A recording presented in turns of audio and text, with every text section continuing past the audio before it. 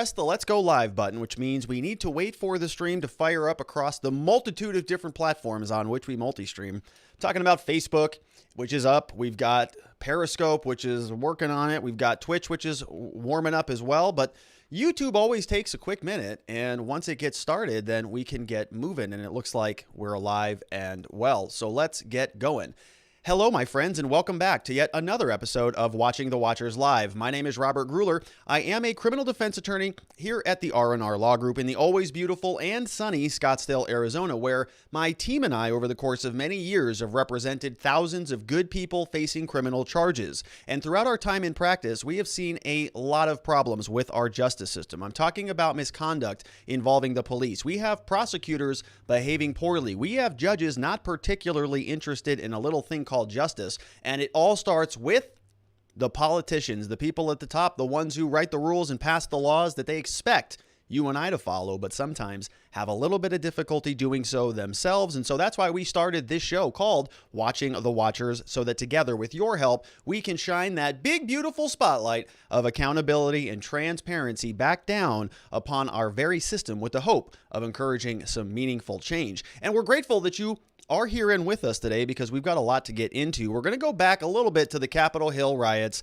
Been spending a lot of time on this, but there's some new information about an investigation that is currently underway. Of course, there's an investigation, but in particular, the FBI there's information now that they went and seized congressional records, meaning the Federal Bureau of Investigation, which is part of the executive branch, went over and took Congress their cell phone records. They scooped all of that up right after the Capitol Hill riots back on January 6th. So we've got to break that down. Kind of a big deal. We've got Senator Mark Warner, who responded to that. We've got another Senator, Sheldon Whitehouse, that issued a statement about this. And so there's some back and forth going on between the FBI, Congress, all about these congressional records. And for a long time, I've said here, I want to get to the bottom of the Capitol Hill stuff. So any new information that relates to the investigation, we are going to spend a little bit of time covering. There's also Capitol Hill related information that a former New York Police Department officer, goes by the name of Thomas Webster,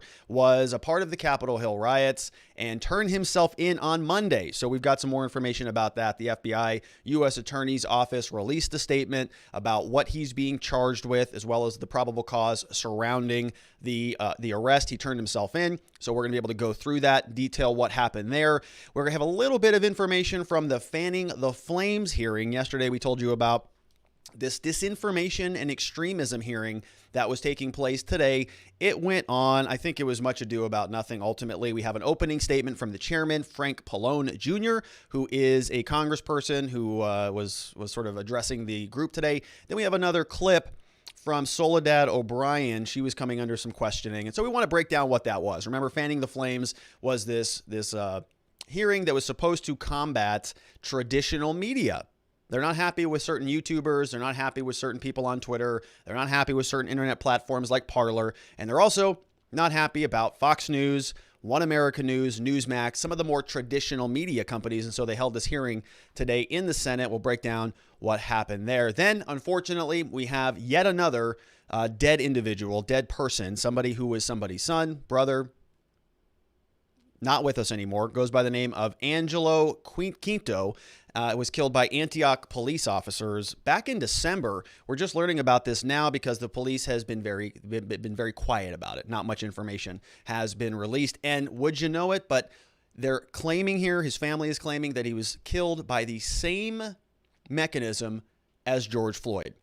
A knee on the neck. This is in December, months after we had the whole George Floyd killing. And we got to break down that story as well. So before we get into it, I want to invite you to subscribe to the show if you're not already a subscriber, because we go live at this time every day of the week. We want you to be here and join us on that. We are going to be taking questions throughout the show. Those questions you can submit over at our Locals platform. The address is locals.com/watchingthewatchers. You can go there, find the show thread. Miss Faith is the one in control over there, and she posts that stuff. And so if you have a question, submit it over to her, and she's going to add it into my slides. Another good reason to join is because you can get a copy of the slides over there, along with a free copy of my book and some other goodies if you want to check that out. So let's get into the news, shall we?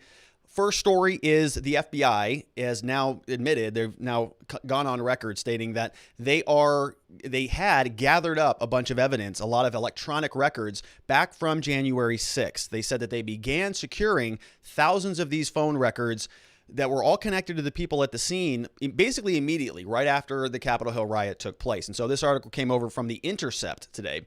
Very interesting article. FBI seized congressional cell phone records related to the Capitol attack. The storming of the Capitol was on January 6th, and they just started gobbling up all these records, raising potentially thorny legal questions. And I think that's an understatement. Using special emergency powers and other measures, the FBI has collected reams of private cell phone data and communications that go beyond the videos that rioters shared widely on social media, according to two sources with knowledge of the collection effort. So big difference here, right?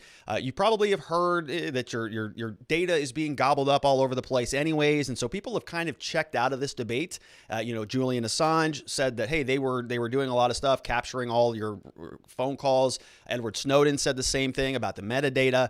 And so Americans have just sort of, I think, kind of fallen asleep largely on this issue. And I don't mean everybody, probably not most of you, because you watch the show and we're kind of interested in similar issues. But, generally speaking, I think that many people have just sort of accepted a post 9/11 surveillance state where everything is being gobbled up and nobody even thinks twice about it. It is a problem, actually, right? We have the right to be free from government intrusions under the Fourth Amendment. They should go get a warrant before they snoop into your private arenas. And what the FBI did here is what it sounds like. They just sort of went and got this data. We're going to get into the story a little bit more, but we're talking about not publicly available data. It's different when the FBI is going and scrubbing Facebook posts and Twitter posts and Parler posts and trying to assemble what happened based off public data. Very different situation when you're going and sort of asking the wireless carriers and the phone providers to just give you that information. That is a whole different ballgame. We have a whole different court process that will help unravel that. But as it stands right now, it sounds like the FBI just, sort of very rapidly went and gathered this information. So we'll go back to the story. It says, in the hours and days after the Capitol riot, the FBI relied in some cases on emergency orders that do not require court authorization in order to quickly secure actual communications from people who were identified at the crime scene. Investigators have also relied on, quote, data dumps from cell phone towers in an area to provide a map of who was there, allowing them to trace call records, but not the content from the phone. So they just use these emergency orders, no court authorization, and then they just started just in batches, just gobbling up this data. And, there's a distinction here between communications that are happening internally within the United States and externally. So if you are communicating with somebody overseas, then there's a whole separate process for that. And that's if you recall, we went through some of the Michael Flynn stuff about his conversations with foreign individuals being gobbled up, and then he was masked because he's a U.S. citizen. As a U.S. citizen, you have certain rights, and he was masked in order to protect his identity and not the content of the phone calls, because the person on the other end of the phone call, in this case, the Russian ambassador Viselyak, was not a U.S. citizen, and so not subject to those same protections. And so we're talking about your right to privacy, your right to be free from government intrusion into your line of communication. And so when you're dealing with a foreign individual, a foreign adversary, a foreign anybody on the other, in a foreign land that is not covered by the United States Constitution, then there are certain procedures and protocols. But this is not that. We're talking about citizens here. We're talking about within the United States, about internal communications, presumably within the United States, on the United States soil. And so we have procedures for that. We've got warrants, we've got special court orders and subpoenas to get certain records from big data providers and cell phone companies. And so now the FBI just sort of, based on the emergency, just started, without a court being involved, without any sort of real due process here, just executed emergency orders and gobbled it all up. So it goes on, the story from The Intercept, good reporting here. The cell phone data includes many records from the members of Congress and staff members who were at the Capitol that day to certify President Joe Biden's election victory. The FBI is, quote, searching cell towers and phones, pinging off cell sites in an area to determine visitors to the Capitol. A recently retired senior FBI official told The Intercept the data is also being used to map links between suspects, which include members of Congress.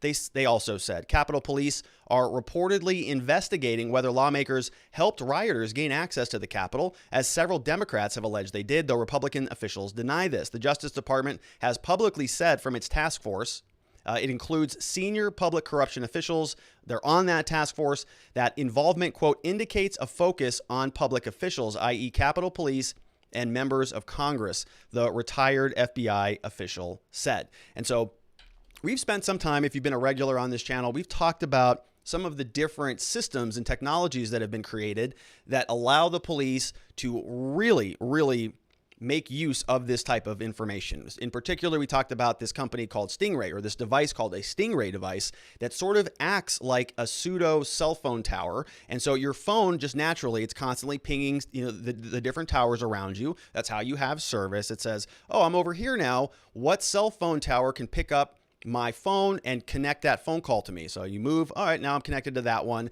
and now this one, the more I move around. Well, what the police do is they just bring this Stingray device in the back of a van, they set it up somewhere, and it acts as a de facto makeshift cell phone tower. And so tons of phones are all connecting to it, and it's basically acting like a cell phone tower, and it's gobbling up all of the data that's passing through it. You get pinged on it. It pings who that is, the phone number, I think it's called an IMEI number, which is your cell phone identifier number, and it's just correlating it all together. And so the police can do a couple things with this. They can sort of reverse engineer who that specific device belongs to. If they can cross-reference it with other big data caches, then they can identify the actual owner of a phone.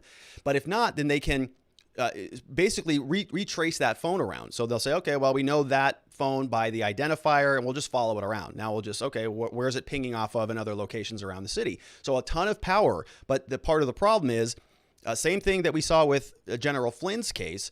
Sometimes when you have these just big dragnets of data consumption, you capture people in there who maybe shouldn't be in there. In this case, it's Congress people. So now we have, theoretically, I don't know if Mike Pence had a cell phone back then, but potentially even the vice president, right? Potentially even Donald Trump or his communication staff. Anybody who was in that arena at that date and time, their data is now pinging off of all of these different law enforcement. I'm going to guess they have a Stingray there, or there's a newer version of that. I can't remember the name of it at the moment, but the point here is they've got a big net that is cast widely across all of the Capitol Hill on that particular day, and everything that was happening, text messages, social media posts, phone calls being made, were all subject potentially to this dragnet.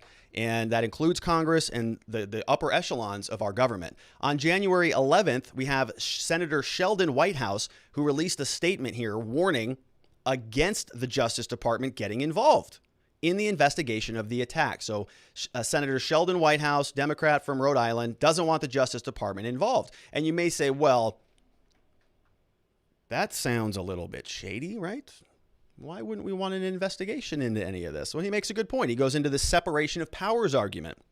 Asked to elaborate, it said here, they were asserting that the Senate should oversee the matter. Asked to elaborate, a former federal prosecutor, Whitehouse, said, he told The Intercept, separation of powers principles generally, and the speech and debate clause particularly, restrict the executive branch's ability to investigate members of Congress. That's why the Constitution puts the House of Congress in charge of disciplining their members. In the case of the January 6th insurrection, I've asked the Senate Ethics Panel to take a hard look at certain members' behavior, including whether they coordinated or conspired with, aided and abetted, or gave aid and comfort to the insurrectionists. Those questions demand answers, and the Senate Ethics Committee has the job to answer them. So basically what he's doing is he's saying, we don't want the Justice Department involved. We don't want the FBI involved. We don't want anybody involved other than Congress.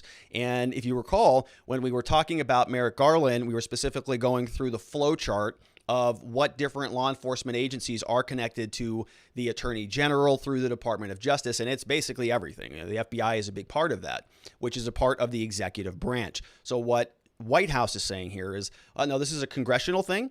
We don't want the executive branch. We want a separation of powers. We have a separate co-equal branches of government, and the legislative branch should not be sort of stepped on by the executive branch. And I can kind of understand that argument. And so he's going to continue with that. We have his statement right here that we're going to get into. And let's go ahead and do that now. Here it is. We've got the White House statement this was on January 11, 2021. Sheldon Whitehouse, the U.S. Senator for Rhode Island. He said back then, a senior member of the Senate Judiciary Committee released the following statement. Quote, the Senate needs to oversee federal investigation of the attack and ransacking of our national capital through the Judiciary and perhaps Homeland Security committees. We may also be the client in federal civil suits for damages or for restraining orders, likely also under the judiciary purview. So, in other words, we're going to use those agencies. We're going to use the Homeland Security. We're going to use any of the federal entities. He doesn't specifically say which ones, but he said, we want to oversee a federal investigation. Who is going to produce that? It's going to be the FBI and the U.S. Attorney's Office and their different investigatory arms. So they're going to be pursuing that investigation, but it's under the oversight of the Senate. So not that an investigation can't take place, just that it's going to be overseen by the Senate. And you can see why this might be very important.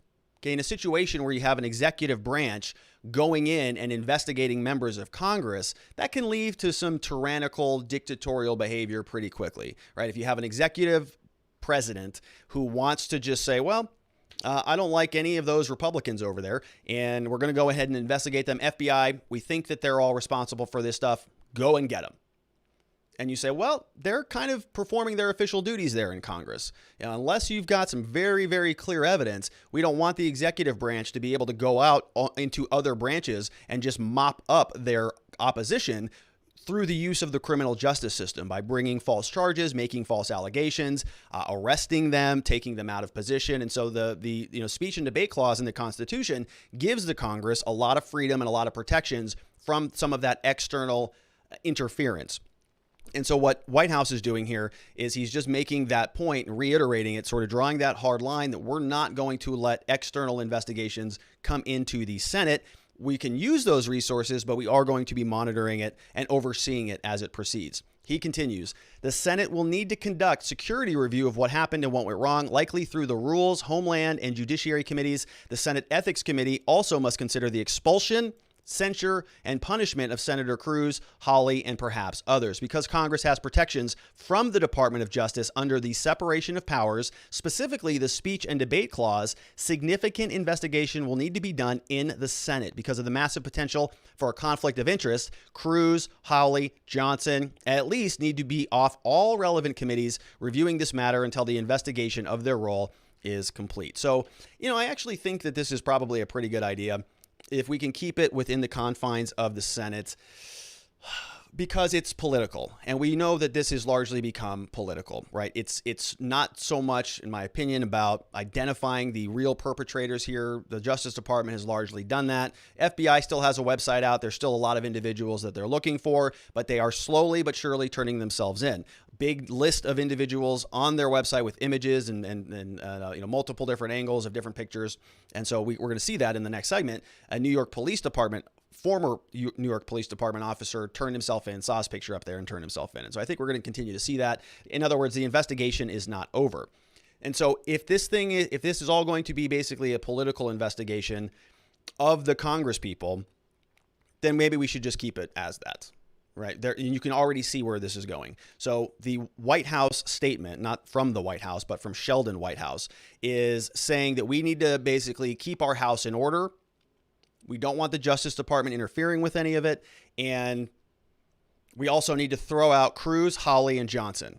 Okay, so if it's going to be just a political spectacle, keep it in the House, keep it in the Congress, let them continue to just point fingers at each other, throw them off this committee, throw you off the committee. I'm going to impeach you. No, I'm going to impeach you. All right, fine. So all you knuckleheads over there in Congress can continue to just kind of spin your wheels, spiral out of control, do whatever you want to do. We can see how the narrative in this whole thing is changing. It went from this whole thing was caused directly by Donald Trump to now it was planned incitement, military organization, a strategic plan that was percolating for days and months before any of this took place. Now it's all about white supremacy, not Trump incitement. So it just continues to change.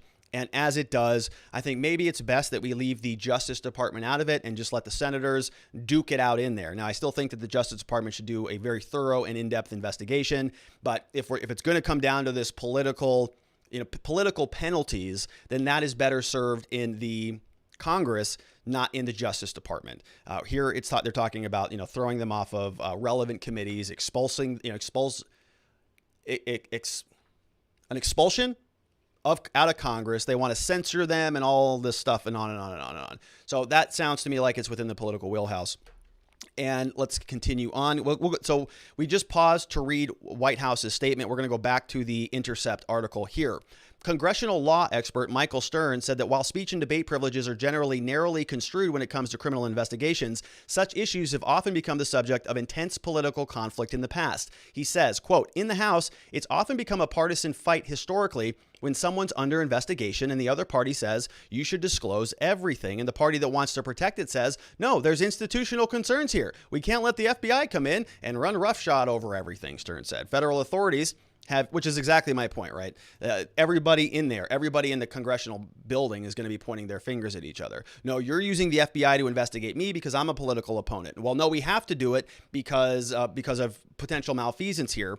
And it's just around and around we go. And so they can duke it out on their own. Federal authorities have used the emergency orders in combination with signed orders under the so-called pen trap exception to the Stored Communications Act to try to determine who was present at the time that the Capitol was breached, the source said. In some cases, the Justice Department has used these and other hybrid court orders to collect actual content from cell phones, like text messages and other communications, in building the case against the rioters. The collection effort has been met with little resistance from telecom providers asked to turn over voluminous data on the activity that day. No one wants to be on the wrong side of the insurrection, a source said. This is now the scene of a crime. So in other words, what they're saying is the FBI just made a request and everybody is just more than happy to comply. Nobody wants to be seen as endorsing the insurrection. They all want to just sort of give them whatever they want. And we saw this in the domino effect of what happened to Donald Trump after he got booted off of Twitter. It was just one after the other. And then Parler went down. Then he was also booted off of everything. I think Spotify, Pinterest. Did he ever go on Pinterest and post his little creations on there? I don't think so. But he was sort of wiped out off everything. I think Stripe canceled him, and around we go. So nobody wants to even toy around in this arena. FBI says, hey, Mark, can you send us some information about who is posting on your social media app? Mark's like, done. It's in your inbox. Special agent, take a look at it. Back to the Intercept. Michael German, a former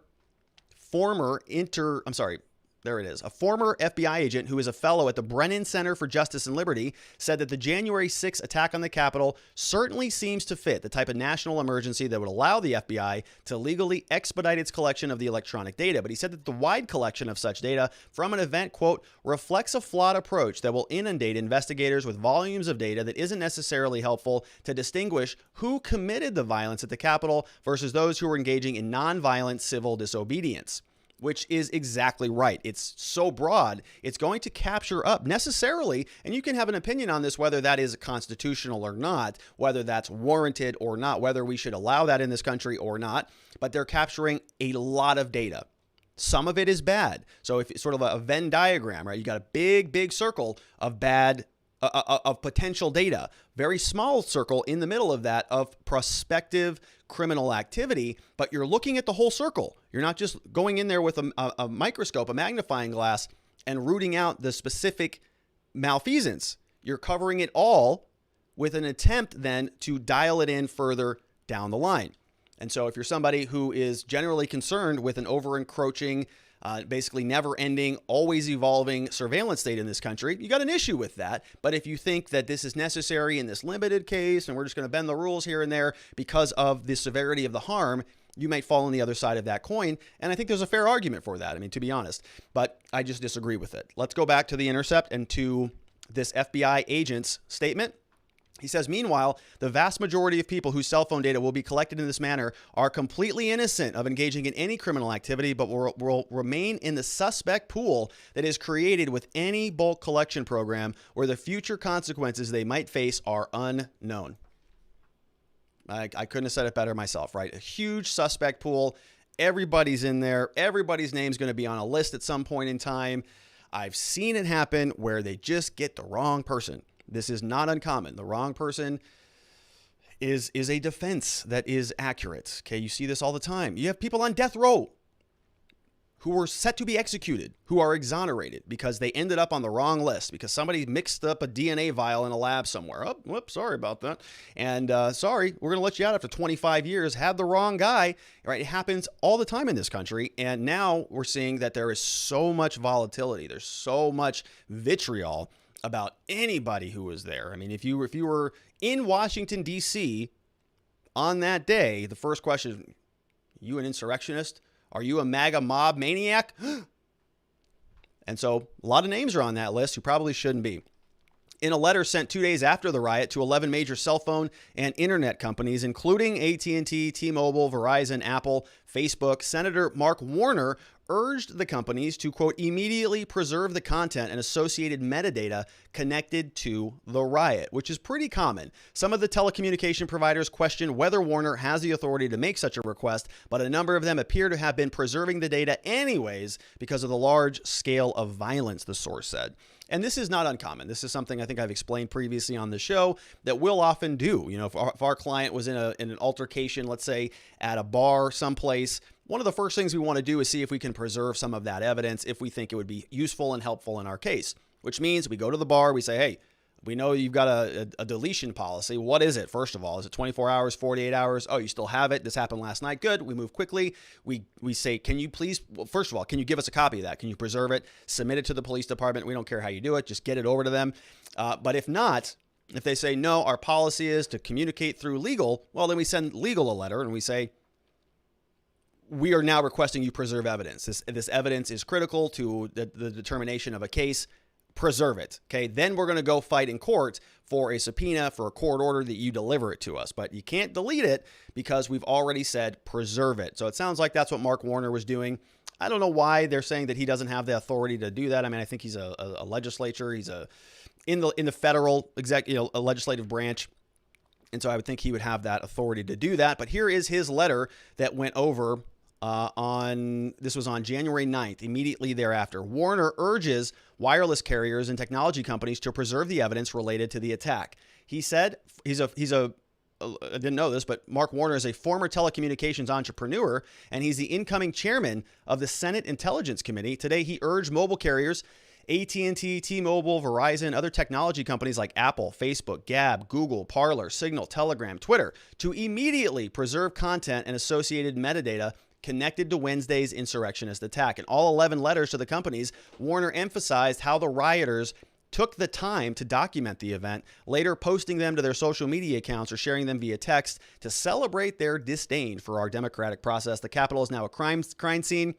He wrote in his letter, and he said specifically, the FBI and other law enforcement agencies are currently investigating the events of that day and trying to piece together what happened and the perpetrators involved. The prospect of litigation on behalf of the victims of the mayhem is also highly likely. Messaging data to and from your subscribers, blah, blah, blah. We need the evidence. It's critical evidence in bringing these rioters to justice. And so pretty standard stuff there.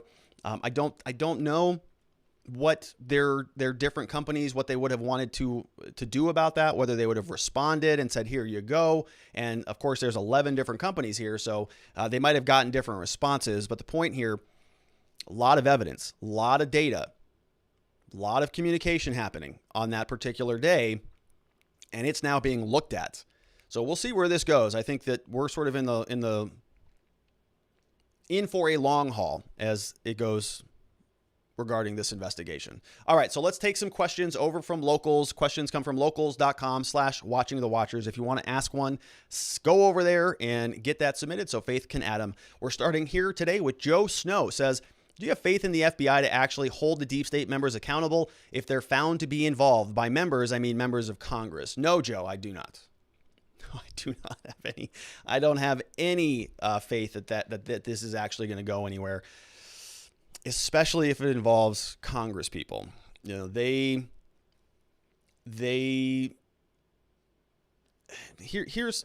is a little bit conspiratorial, let's say, but if if they found something, I think that both parties would be, unless it was something, very egregious that one side could dunk on the other side. But if what I think probably happened here, if I think that there's sort of equal blame on both sides here, a lot of people weren't doing the right thing here. We had potentially, prospectively, maybe some Republican Congress people who were doing some shady stuff. A couple Congress people here in Arizona, maybe, a lot of indication that a rumor spreading around that maybe they're involved. But then conversely, sort of on the Democratic side, you have this sort of, with laying down the arms innuendo that is being passed around. Yesterday, we heard from the Paul Irving, who was the former sergeant at arms at the House, that he got a phone call at 1:09 from Stephen Sun, the former Capitol Hill police chief. And he said, I gave him a call. The Senate sergeant at arms was in the room. I asked for the National Guard at 1:09. It goes back over to Paul Irving. He's like, well, I don't know. I don't remember that. I don't recall that. Sorry, Senator. So you're thinking, that's weird. What's going on here? So if both parties are to blame, if both people have some bad apples in their barrel, then I think that this kind of just, it's a lot of huffing and puffing from our Congress people. We're going to investigate this and hold them all accountable. But what will probably end up happening is they just pick a scapegoat and they say, all right, we're just going to call it white supremacy. All right, so we thought it was going to be Donald Trump. I can't blame him anymore. So, all right, we're just going to white supremacy. Everybody agree it's the white supremacist. All right, we're going to go after the white supremacist. And then they're going to move on to the next issue. Whether they're going to come out and say, yeah, you know what? FBI comes out and says, hey, yeah, Nancy Pelosi told Paul Irving, the sergeant at arms, to not call the National Guard because this was good politically. I'm not saying that happened, but I'm saying if we were sort of speculating, is the FBI going to come out and say that? I have zero faith that anything like that is going to happen. We'll see.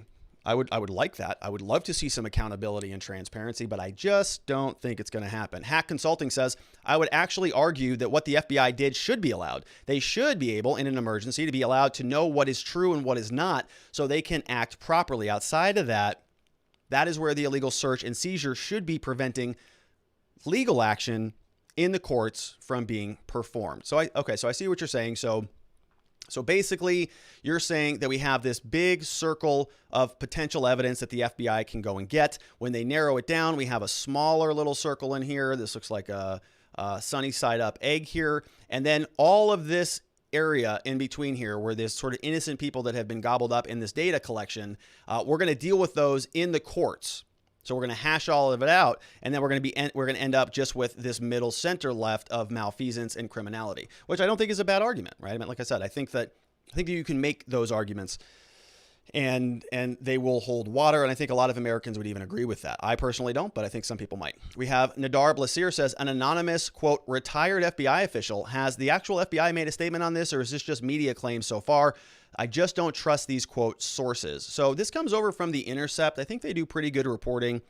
I did notice that it was a retired FBI official, but we're sort of giving them a little bit of leeway on that. Everybody, there's a lot of retired people now that have that were involved at the Capitol Hill stuff. Stephen Sun is no longer the chief of police. I think the sergeant of arms of both houses have also retired. They're also former. And so, this, I don't know specifically about that. I think it's a good question and worth asking, but The Intercept traditionally has been, I think, pretty credible because they're sort of contra the mainstream narratives. I think they dig into different angles, which is why I wanted to cover a story from them. We have Sharon Quidney's next. Says, okay, this is the typical scene. When it's ordinary citizens being affected by a police state type action and overreach, then it's crickets. But when it affects another one of them and threatens to look out, it's a firestorm, another political spectacle. Yeah, so right, if this happens to you personally, you don't even know about it. It's just kind of one of those things. Your data gets gobbled up. Hopefully you don't get charged with a crime. If you get charged with a crime, you know about it pretty quickly. But most people wouldn't even be aware of this, but because it happened to Congress, now they're pissed. Now they want to take back control of the entire investigation. No, wait a minute. What do you mean the FBI gathered up our cell phone records? You can't do that. Now I understand their argument, and I actually mostly agree with it. I mean, I think that you have to think about this from the other side too, right? What if the roles were reversed? What if the Republicans were in power and you had a Democrat in the White House, and you'd be concerned about potentially a Democrat using the executive branch to go in and just clobber the Republicans, the political opponents, with the executive branch through FBI investigations and so on. And so I kind of, if they're gonna beat each other up politically, I think that should be confined within the Senate and within the House. All right, we have another one from C. Wolf. We got another one from C. Wolf right here. Apologies. Says, Rob, you really got to look into Mike German's background. Very connected to current events. He's former FBI and ACLU. He is also the person in the movie Imperium is based on. As a defense attorney, it seems like it would be an interesting story in your wheelhouse. Yeah, I will do that. I will do that. Let me write that down, actually. I have a little bit of a pen right here now. So I used to not have a pen, but now I want to write some stuff down because when I'm doing the show, I just can't keep track of it all because I'm moving quickly. Thank you for the recommendation. We got Jeremy Matrita says, I do not trust the government to collect and use information. Government is proven not to be trustworthy to protect data and will use data to suit their own political needs. That's exactly right, which is why people are concerned about it. The Congress people are concerned about it. Right? They know. Whoa, what do you mean the FBI collected all this stuff? That's a problem. I agree. It's a problem for all of us. It's a problem for everybody when they're just gobbling up your data and they can use it for whatever they want. They can manipulate things. It's troubling. Joe Snow says someone should get ferocious with FOIA requests during this investigation before they start shifting the narrative. Well, I think the narrative has already been shifting there, Joe, for quite a while. And I know that there are a lot of those out already. I have not submitted any myself, but there's a good follow over on Technofog on Twitter, and he's also on Telegram. He's kind of the FOIA guru. So if you're interested in submitting a FOIA, he's got some good resources. Go give him a follow. Technofog on Twitter and on Telegram. We have another one coming in from Nadarb. Says, just so everyone is aware, this is the actual definition of insurrection, the act or an instance of open revolt against civil authority or a constituted government. So by definition, almost anything more than standing on a street corner holding a crappy do-it-yourself sign and yelling stupid chants is an insurrection. Language. Yeah, it is. And we covered that. I don't know if we covered that specific definition, but we looked it up, and it's a very low definition. It's a very low standard. It's basically anything. If it interferes with anything that the government is doing, technically you could call it an insurrection. Very loose language on it. Sounds awful. Insurrection? Say that. You were a part of an insurrection? I mean, it just sounds, it has that tonality that sounds like something terrible. But it's pretty basic, according to the definition. Joe Snow says, I think the posturing is to try to get 75 million Americans no-fly listed in the public's eyes right before they move more aggressively on gun control. Yeah, I think that there are probably some pretty strong individuals out there who are part of the Democratic Party or further left than even that. And they do want that. They want everybody who is even remotely connected to it. Anybody who talked about it. I just saw some website that got DDoSed. It's not around anymore. I think it's called Trump voter list, something like that. It was bouncing around on Twitter, and a lot of people were very concerned about that. I mean, basically, they're trying to identify everybody who voted for the man so that you can penalize them, so that they don't get jobs, they don't get any platform. They can't speak on certain internet sites. They just get demonetized. Any job applications are rejected. No advertisers if they have a show, and on and on and on. They want blood. They want punishment. And we'll see where that goes. It could be gun control. It could be, no-fly lists and things like that. I think it's probably a little bit more benign for most of those individuals who want to see some ramifications. I think really what it comes down to is they just want to neuter Trump as a movement. They want to neuter all of that.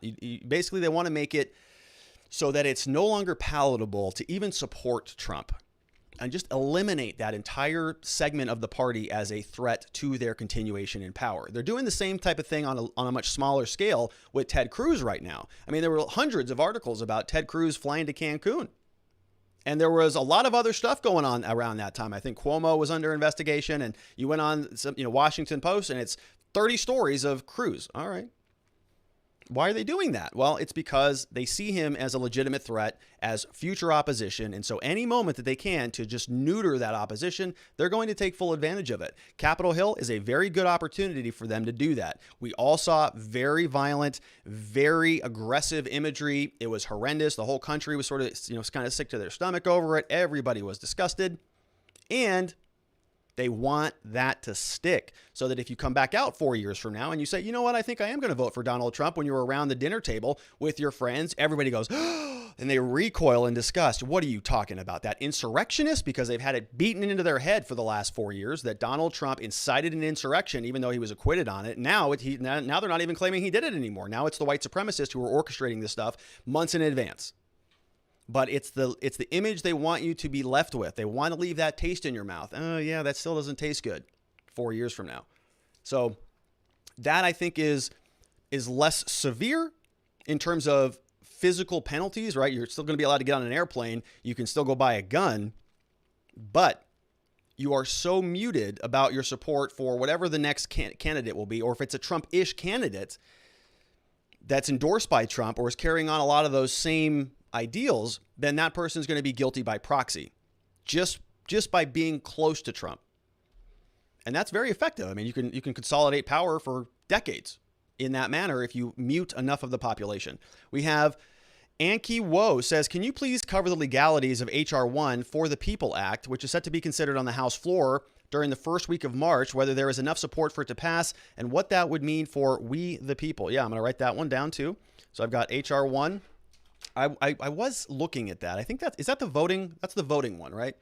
We are going to look into that. We just covered another HR bill, 484, which was the Firearms Act. And so a lot of this stuff, now that we have a new administration and a new Congress, it all is working its way to the floor, and we will cover them as they come in. So thank you for flagging that one for me, Anki Woe. I know that is coming up next week, so we'll cover that. We have another one from Hack Consulting. Says, at the same time, I think that the government needs to drop the U.S. Capitol incident. The issue, if brought before a jury, will not find a single member to man that jury. Will not find a single member to man that jury. As such, because nothing can be done, the whole thing is moot. They need to stop the political show. We are tired of this. I do agree. I think it is a political show at this point. I do think, I've said this before. I've been pretty consistent about it. I think that there should be prosecutions here, because if there's not prosecutions, then the opposition side will say, see, the justice system doesn't work. We got to clamp down on everybody. We're already seeing that anyways. They're already saying that we have to pass all these new laws, hold these hearings about misinformation, disinformation, and act accordingly. And I don't like that, because when the government responds to these types of things, it almost never means more freedom, more expression. It means more rules, more regulations, more crimes on the books, more people getting arrested for stuff that they shouldn't be arrested for. I don't necessarily agree with the point that they're going to be able to form a lot of juries here. Basically, the jurors are going to come on there. They're all going to have predisposed opinions. Every juror is going to walk into that room and go, yeah, that guy's already guilty. But when they go through voir dire, when they get asked questions, they're all going to say, yeah, I can be fair and impartial. Sure, no problem. But they'll all have their political opinion. So they will be able to form a jury. I do not think that it will be a very fair trial if these were to go, but I think they'll be able to pull it off. And then our last one on this segment, from another one from Hack, says, I've been reading the Anti-Federalist paper. Is really interesting, since it makes sense that had they not thrown the Bill of Rights in there, the Constitution as written without amendments is the absolute worst document ever. That document is truly horrendous without the amendments. I agree with you. I think that the Bill of Rights are so important, and I'm so glad that we have them. Can you imagine if we did not have a Bill of Rights? Can you imagine if there was no First Amendment or Second Amendment? We would have lost those rights a long time ago, which is why I'm talking about a digital Bill of Rights. I think we're going to be talking about that with Robert Barnes on Saturday. What? Surprise. I think we're going to see. All right, so that's it for that segment. Thank you, everybody, for those questions over on locals.com. All right, so let's change gears. We're going to stick with the Capitol Hill stuff. News story from the New York Times. There was a former New York Police Department officer, goes by the name of Thomas Webster, who turned himself in on Monday as a result of his involvement in the Capitol Hill riots. And so, as we know, we have a bad popo segment on this show, and this guy is a former officer, and he was there. He was sort of caught up in the fervor. And this is somebody that you might think, well, very, highly trained person, somebody who is generally responsible, knows about the rules, follows the rules, law and order type of individual. He also got caught up in the fervor. And so we want to go through this story. I'm not endorsing what he's doing at all. I'm not trying to defend him. I'm not trying to skewer him with this. I just want to show you sort of how easy it is for people to get caught up in something, even despite their background, despite somebody who is typically sounds like he had a nice career in law enforcement. He was also out there breaking the law. Let's get into it. Retired New York Police Department officer guarded the Capitol, who guarded City Hall, charged in the Capitol riot. A retired New York police officer who was once part of the security detail at City Hall was charged on Tuesday with assaulting a police officer with a metal flagpole during the riot on the Capitol. The former officer, Thomas Webster, was a part of the NYPD unit, provided security for the mayor, Gracie Mansion, and the City Hall, according to a law enforcement official. He retired back in 2011. 54 years old, former Marine, surrendered to the FBI on Monday, charged with 6 counts relating to the attack of an officer from the Metro Police Department in D.C., his participation in the violent attempt to stop Congress from certifying the presidential election results. A federal prosecutor said there were videos of Mr. Webster attacking the Washington officer, first with a metal flagpole that had earlier been flown, a Marine Corps flag, and then with his bare hands. So, you know, the excuse here, one big point that I want to make sure that we cover is there were a lot of people saying after this all happened that the cops let all the white people go, and, you know, had this been a different demographic, they all would have been murdered and killed, but because they're white, they all got away with it. That was sort of one narrative, which I don't think is accurate or true. The next narrative was that it was law enforcement who were helping other rioters, which I haven't really seen strong evidence of that. We do see that a number of them have been suspended. Others are still under investigation. So we'll see if that evidence comes out and it changes. We'll see. But we also sort of had this idea that law enforcement who were involved were not going to get prosecuted. Sort of this blue shield thing was going to go up, and they were all going to be protected from any malfeasance. Well, that's not the case here. We have a former police department officer who has turned himself in, and he's being prosecuted with it. And I think that is the right call. So I want to just pause and make that point, because it's important we don't miss that. The standard here is being held. They are prosecuting, the U.S. Attorney's Office, the FBI is prosecuting another law enforcement person, one of their own, which it should be. That's the standard. Prosecute everybody equally. Back to the article. New York Times says, according to the court documents, the officer wrestled the flagpole away from Mr. Webster. The former Marine tackled the officer, pinned him to the ground, straddled him, attempted to rip off his face shield and his gas mask, an attack that left the officer unable to breathe. These videos shock the conscience, said prosecutor Benjamin Gianforte.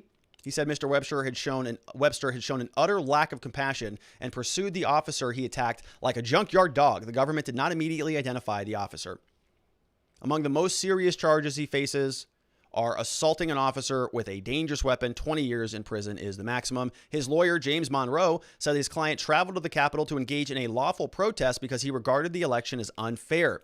The lawyer said Mr. Webster acted in self-defense after the officer punched him. He went there as an American citizen to protest, an event that was urged on by our former president, so blame Trump, to protest an issue that Tom felt very strongly about. That's protecting the Constitution, which is this pretty good language there from his attorney. Mr. Gianforte said that he has seen no evidence on the videos that Mr. Webster had been punched by the officer before the assault.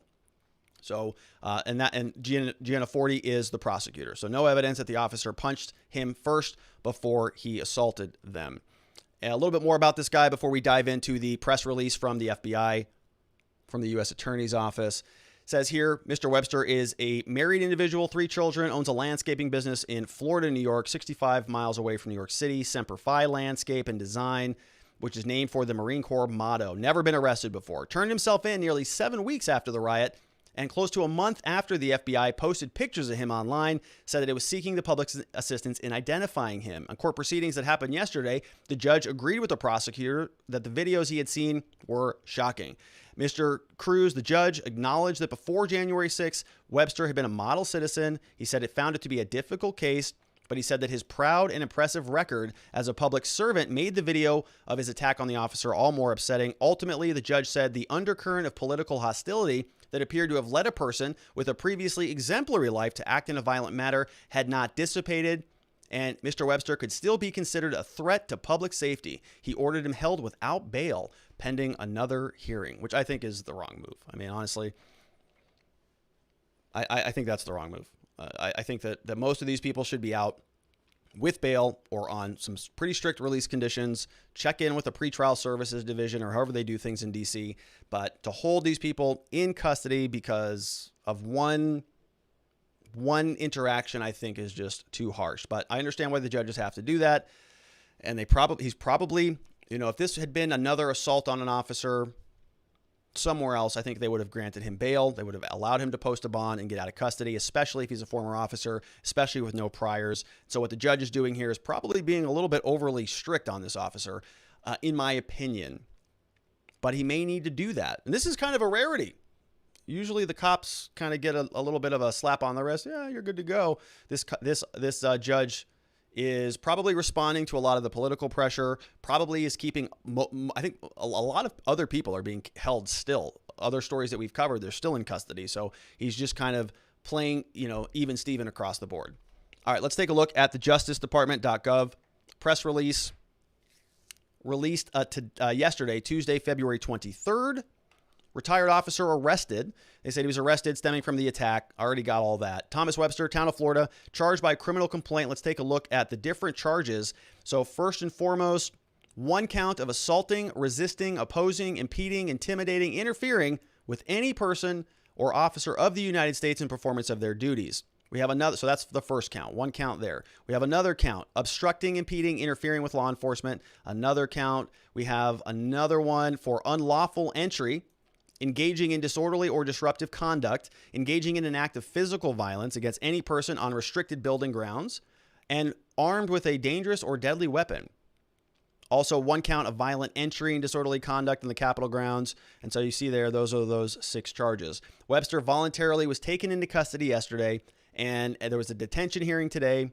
He's got a future court date on March 3rd. So he's going to hang in custody there for about another week while they get things settled for his appearance date on March 3rd. All right, so this is where we get some of the probable cause information. So here is from the U.S. Attorney Justice.gov website. There it is. All right, here it is. The affidavit in support of the criminal complaint against Webster alleges that body-worn camera depicts Webster's assault on the Metro PD officer who was assisting the U.S. Capitol Police. They say the body camera shows that Webster, who was wearing a red, black, white snow jacket, blue jeans, brown boots, approached a Metro PD officer who's barricaded behind a metal gate. Webster was carrying a large flagpole with the U.S. Marine Corps flag on it, waves his finger at the officer, yelling, "You effing piece of S, you effing commie MFer. Man, come on, take your S off, take your S off." After berating the officer, Webster aggressively shoves the metal gate behind which the officer was standing into the officer's body, then arms himself with the metal flagpole. The footage shows Webster raising the metal flagpole above his head, forcefully swinging downward, striking the metal barricade directly in front of the officer. Webster then attempts to attack the officer by lunging toward him with the metal flagpole, striking the officer with the flagpole numerous times. And so that's the assault on the officer.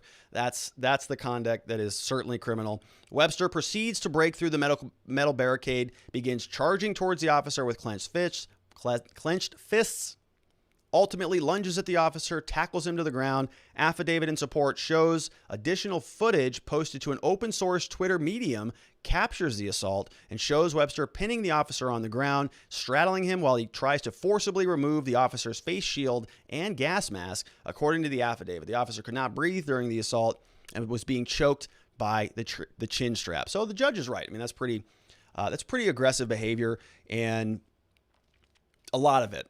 You can, in these types of cases, you can sort of, a lot of the times what you'll see is a little bit of buyer's remorse, right? Somebody threw the punch and they know as soon as it left, that was the wrong move. You can sort of see it in their face. Oh, I shouldn't have done that. I knew I'm in trouble. You can see videos like that. You can see altercations like that. It's just a spur of the moment, single serving, bad decision. Then you have situations like this where it's just one after another and it just gets worse and worse and worse. And then you end up with a picture that looks like this. So apparently this is him, allegedly. That's the officer. We've got a metal baton there. We've got some actual physical contact there. Looks like, he's going after the mask. So troubling stuff. We got video footage posted to YouTube also depicts Webster on the staircase leading up to the Upper West Terrace of the U.S. Capitol building, according to the affidavit. In that video footage, where he appears to be wearing a dark blue or black body armor vest over his torso, he says into the camera, "Send more patriots. We need some help." These cases are being prosecuted by the U.S. Attorney's Office, Counterterrorism Section, U.S. Attorney's Office, SDNY, Southern District of New York. Also got the FBI Washington there. Criminal complaint is a formal accusation, not evidence of guilt. Presumed innocent unless proven guilty. So this will certainly be moving forward through the justice system, and we'll continue to follow it along. So let's take some locals.com questions. Looks like we got one here before we jump into the next segment. It says, this comes from Jeremy Matrita, says, "In my opinion, the protest and the riot are two distinct events that happened in proximity of each other. The protest began over a mile away from the Capitol. The riot began before the protest speeches ended." Yeah, and I would agree with that. I mean, I think that that's a fair way to differentiate between the two. You've got a lot of people out there standing peacefully, chanting, shouting things, waving signs, waving flags, participating in American democracy as we've heard defined elsewhere around this country for other contexts. And I'm talking specifically about the summer unrest of 2020. And a lot of that was very similar to that. It became a problem when they started breaching the barriers and then interacting with law enforcement officials. That was the riot. And so what it sounds like what the FBI was doing, and we've already seen prosecutions from the U.S. Attorney's Office doing the same thing, but they're prosecuting people who were not part of the riot. They were prosecuting people who were part of the protest. And that's where some of my concerns come into play. All right, so that's that for that. Thank you for the question, Jeremy. Next up, we're talking about disinformation again. Today, there was a hearing on the floor of the Senate from the House Committee, on the floor of the House, from the House Committee on Energy and Commerce, hearing on fanning the flames of disinformation and extremism in the media. Fanning myself over here. This was done today via a Zoom conference. It was a virtual hearing via WebEx. Subcommittee on Communications and Technology on the Energy and Commerce Committee took place. And we have one clip, not a lot of information on this one, actually. I thought there was going to be more fanfare surrounding this entire debacle just based on the nature of what they're talking about. And there wasn't that much in the media over it. So we're just going to read a little bit of the opening statement. And then I do have a clip from Soledad O'Brien from the hearing today. So the Committee on Energy and Commerce opening statement prepared by Chairman Frank Pallone Jr. says, "My fellow representatives, let me start by saying we're all staunch defenders of the First Amendment and its mandate that Congress make no law abridging the freedom of speech or the press." All right, so tell us why you're not one of those people. The First Amendment prohibits us from passing laws that inappropriately limit speech, even when it is controversial or overly partisan. But that does not mean we should ignore the spread of misinformation that causes public harm. All right. I'm with you. Putting a spotlight on the issue and having an open dialogue is exactly what the founding fathers envisioned, because it may help us solve a very dangerous problem. We owe it to our constituents and our democracy to examine how and why disinformation is being aired on traditional media and social media. Okay. Next, that means we must ask uncomfortable questions, like whether these media outlets, for example, have an incentive to air extreme conspiratorial programming or content. How journalists can help each other find ways to cover controversial topics in a way that doesn't undermine our democratic structure and health. There are no easy answers, but we must try to find them. Let's do it. In my opinion, too many traditional media outlets have yet to seriously wrestle with these questions. Very few have acknowledged their role in spreading deadly disinformation. Okay. Some have tried to self-correct, but only after that damage has been done, only after faced with public backlash or legal actions. This debate, in my view, is our best hope for addressing one of the challenges confronting our country. I hope we have a smart and sensible discussion today, because there is so much at stake. Months of disinformation about the presidential election results helped to fan the flames for the attack on the Capitol. For the past year, COVID-19 has threatened the American people physically, emotionally, economically, and it's been exacerbated by ongoing disinformation. The daily and in some cases deadly dose of disinformation and extremist content is often amplified by some of our most long-standing media sources, broadcast and cable television and broadcast radio. So they've already got control over Facebook. They've already got control over Parler. It's gone now. It's back up, I think. We've also got Twitter, Facebook, that I already say them. Google's basically owned. YouTube's owned. So now they got to go out. They got to get rid of the other entities. Rush Limbaugh's not around anymore. Rest in peace. So that's one less vertical in the media that they need to tackle to root out disinformation, but they're going to continue on. Disinformation and extremism is a threat to our nation, says this chairman, both collectively and individually, but it is not partisan. The insurrectionists at the Capitol targeted Vice President Mike Pence and our democracy collectively. Disinformation has undoubtedly contributed to the rapid spread of COVID-19, and 500,000 Americans have died. Last summer, we examined the role of social media in spreading extreme content. However, our media ecosystem involves both social media and traditional media. They're part of a vicious cycle of reinforcing conspiracy theories. Despite the rise, a vast majority of Americans get their media from television and radio. Over the past year, we've seen some of these outlets programming that downplayed the seriousness of COVID. There are consequences to the constant airing of misinformation and false news. 5 lives were lost as a result of the Capitol. Only after this violence did one broadcaster recognize. Okay, so that's the opening statement. This is a clip from the hearing. Let's take a look at what was going on today. Thanks for the hearing. My first question is for Witness O'Brien. Did you report on the Michael? What happened? Sorry.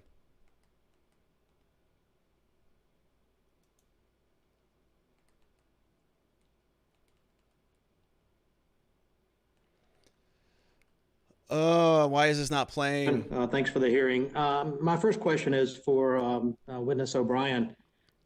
Did you report on the Michael Brown shooting in Ferguson, Missouri? I did not. You didn't? No, sir. I left Daily News approximately 8 years ago, 9 years ago. So if you're talking about doing like live rolling coverage on cable TV for that story, I did not go to Ferguson. I did not report on that story as a reporter. Okay, but you did tweet out and you hashtag Blackout Black Friday about the hands up, don't shoot narrative. Is that correct?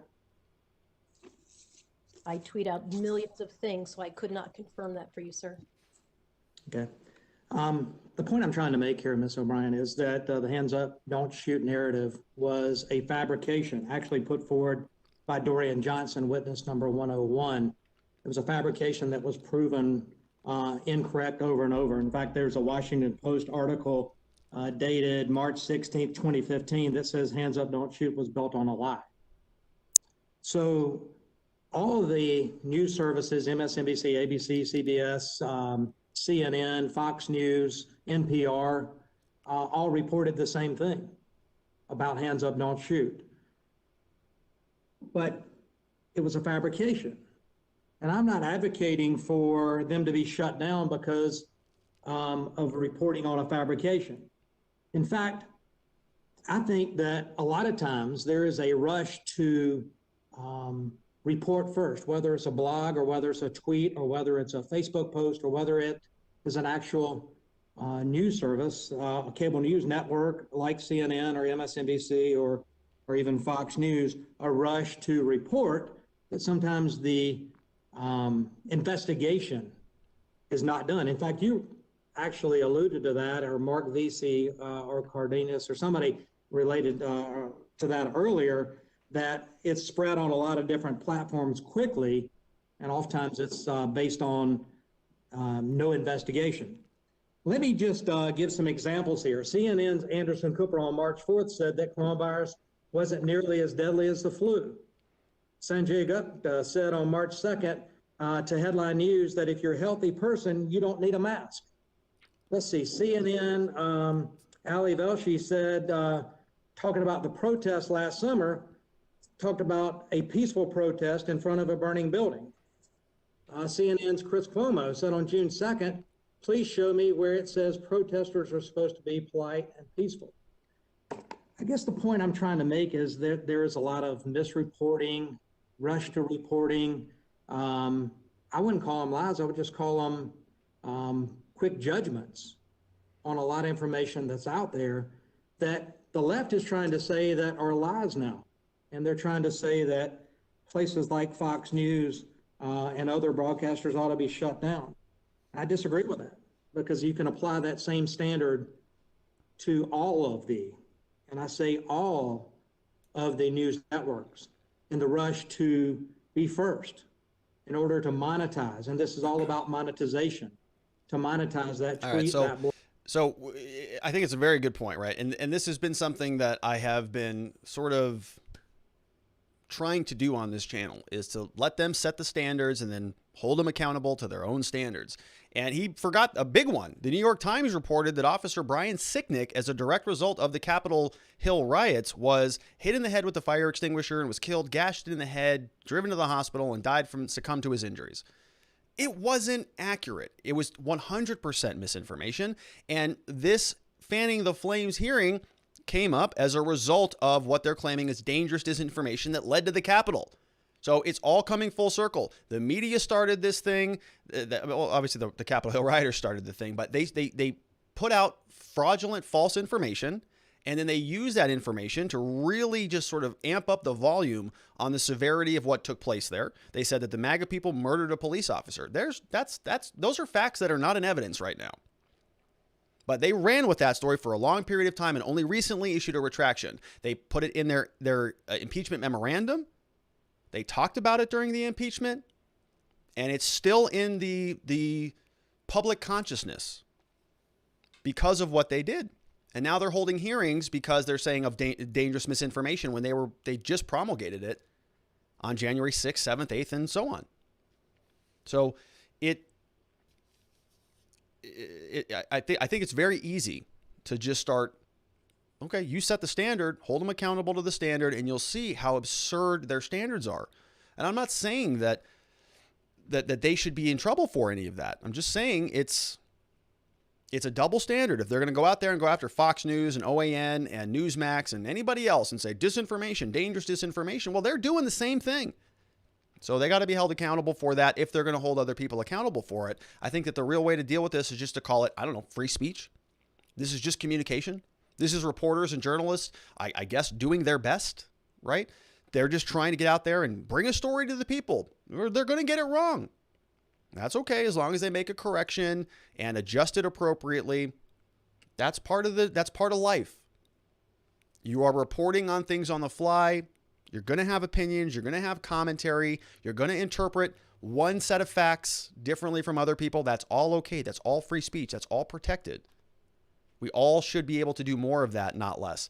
We have a question. It looks like this was on the last segment from NY Renal MD. Says, if the former NYPD officer has no record and turned himself in, isn't there standards on granting bail? Can his lawyer appeal the bail ruling? So not really. I mean, they could appeal it. They could do what's called a special action, meaning they could sort of ask to pause this case and just take a very specific ruling up to a higher court.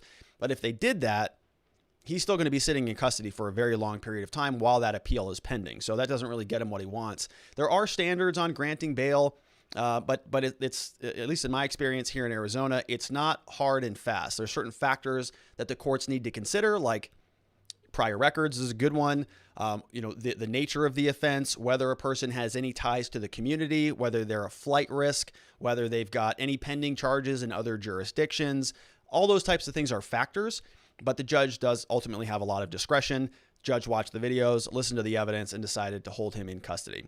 Next question comes from Cattle Caregiver. Says, it's funny they don't bring up the 4 years of disinformation on Trump's witch hunt. Yeah, because it's not about disinformation. It's not about safety. It's not about grandma catching COVID and passing away. It's about neutering your political opponents, and they're just doing this on the back of the Capitol Hill stuff. It's pretty obvious what they're trying to do. We have Sharon Quidney says, okay, this is politicians appointing themselves arbiters of reality or truth, their truth. And most of these politicians are not only compulsive gas bags, they are liars to boot. That's right. Every time a politician opens their mouth, there's misinformation. And because they have the levers of power under their control, if it's bad misinformation, then that is dangerous misinformation. We heard, Fauci was out there as a spokesperson for this whole country saying, don't wear masks. A lot of people are upset about it. Ben Shapiro's not happy about it. Meghan McCain now is even out there saying, we don't trust this guy anymore. Maybe it's time for him to go. That's pretty dangerous. If he said don't wear masks and now they're saying we need to double mask, well, maybe he's responsible for a lot of deaths, 100,000 deaths maybe. It's pretty dangerous. More dangerous than anything Trump said on that day that resulted in 5 people dead, arguably. Very, very dangerous. And they just kind of gloss over all of that, but they want to go after Sean Hannity. They want to go after Ben Shapiro. They want to, I saw that Steven Crowder just got a 12-hour suspension on Twitter for talking about the election. And around we go. Nadar Blasier says, have you seen the new ordeal with Crowder and Twitter? I just mentioned that. They pretty much walked right into a trap. So I haven't been following it closely, but I follow him on Twitter, and I saw something that he's back. So he was suspended. He's back on now. And then Scott Adams was basically plugging his store. Hey, go buy a shirt from Crowder since he got canceled. So yeah, I'm glad he's back. I still haven't seen his lawsuit. I'm not sure if that's public record yet, but I'm a big fan of Crowder. I think that the guy has some fight in him, and I appreciate that. Just get out there and just keep grinding and grinding and grinding and grinding. And hats off to him for keeping that energy up. We have another one from Jen McClellan says, these yahoos that have a problem with disinformation are the very people that perpetuated the Russia lie that got Trump investigated most of his presidency. They think we're idiots. They do. Yeah, they absolutely do. They think you're an idiot. Americans are idiots. Their own constituents are idiots. And they just keep moving forward with, we're doing this for America. We're doing this for democracy. And they want you to forget about the last 4 years. We had a whole Russian collusion hoax. The whole thing was a hoax. And we had an entire impeachment proceeding. Robert Mueller went through the whole thing, came back out. Well, kind of nothing here. Sorry. Ridiculous. All right. So thank you for those questions over from locals.com. If you have questions that you want to ask in any segments, locals.com is a place to do that. All right. So our last segment of the day before we wrap up and get on out of here. Unfortunately, another sad story. The police were responding to a scene and they got into an altercation. We don't know much about it because the police haven't said much about it, which is pretty much standard operating procedure. But we have another dead man. Another 30-year-old was killed by the police. A new case that unfortunately we have to go through here because it feels like this is going to be another one where the cops just get away with everything. And I'm just so sick of it. So it's time to call these cops out for what they have done. And they're being very quiet about it, which just adds insult to injury. This story comes over from mercurynews.com. We have a couple different stories. We have a video, 2 different videos that we're going to play. A little bit of a content warning on this. We're going to go through the video very briefly. You don't see any dead bodies. You don't see anybody with a knee on a neck or anything like that, but just a little bit of a content warning when we get to it. All right, so this story comes from Mercury News. Please don't kill me, in quotes. The family challenges the Antioch police account of a man's detainment before death. Department took more than a month to confirm death that occurred 3 days after a man went unconscious at police hands. Coming out of Antioch, we have saying they trusted the police too much. The family of a man who died 3 days after going unconscious while being detained by the Antioch police officers made explosive claims Thursday about what happened, a version of the events that are different from those given by the police, who waited more than a month to acknowledge the death publicly. And I went on their Twitter. They haven't posted anything since 2019. Went on their website, no public statements. Angelo Quinto died days after the December 23rd, 2020 incident. According to an attorney, John Burris, who has filed a claim against the city on behalf of Quinto's family, the 30-year-old died after an officer placed his knee on Quinto's neck. The second officer held his legs. As police toppled him, the family said Quinto pleaded with the officers, quote, "Please don't kill me. Please don't kill me." He never regained consciousness after the incident and died 3 days later at a hospital. This is his family with their shirts on, holding hands, missing their loved ones. The family comforted each other during a news conference, announced the filing of legal claim alleging the wrongful death of Angelo by the police officers. Pronounced 3 days later. Does that sound familiar? It does, right? Because this is the same thing that happened with Daniel Prude, which we just talked about very recently. Daniel Prude was basically suffocated to death. He had an officer do a full body plank on him, collapsed his windpipe, collapsed everything. He died from asphyxiation as a result of the onsetting of physical force, whatever the autopsy said. Died several days later. Same thing here. Awful. Man dies after police kneel on his neck for nearly 5 minutes, according to the family. So we know this 30-year-old Northern California man. He was also, just like Daniel Prude, undergoing a mental health episode. Police kneeled on his neck for nearly 5 minutes to subdue him. Angelo Quinto had been suffering from anxiety, depression, paranoia for the previous few months, his family's attorney said in a wrongful death claim. His sister Isabella Collins called the police to their Antioch, California home because she feared he would hurt their mother, they said. John Burris said. This happens all the time. People think that the police are going to come and help them, and things are awful. I can't tell you, I've made this point before on this channel, how many times we've had people come into the office and say, I will never call the police again. Never. Because of how they got treated.